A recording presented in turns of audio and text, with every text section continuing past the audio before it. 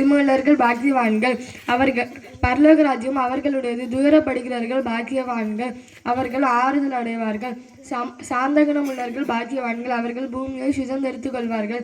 நீரின் மேல் பசிதாகமா உள்ளவர்கள் பாக்கியவான்கள், அவர்கள் திருப்தி அடைவார்கள். இரக்கம் உள்ளவர்கள் பாக்கியவான்கள், அவர்கள் இரக்கம் பெறுவார்கள். இருதயத்தில் சித்தமுள்ளவர்கள் பாக்கியவான்கள், அவர்கள் தேவனை தரிசிப்பார்கள்.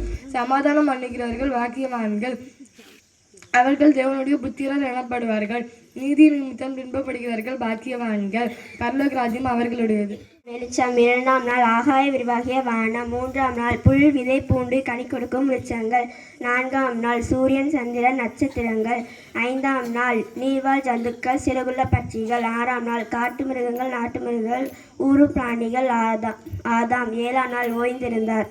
ஆவியினாலே ஞானத்தை போதிக்கும் வசனம், ஆவியினாலே அறிவை உணர்த்தும் வசனம், ஆவியினாலே விசுவாசம், ஆவியினாலே குணமாக்கும் வரங்கள், தீர்க்க தரிசனம் உரைத்தல், பற்பல பாஷைகளை பேசுதல், பாஷைகளை வியாக்கியானம் பண்ணுதல், அற்புதங்களை செய்யும் சக்தி, ஆவிகளை பகுத்தறிதல்.